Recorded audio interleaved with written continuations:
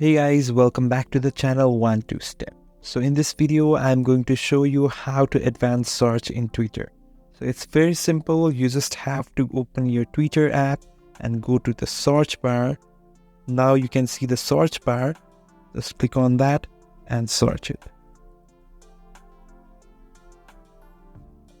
So these are the posts that comes when I search for Japan. And now for the advanced search, just click on the settings that is in the right top corner. So you can see your search filters, people from anyone or people you know from, or location anywhere or near you. Or you can just click on the 3-line button on the top and go to search settings. So here you can hide or unhide sensitive contents or remove, block and muted accounts.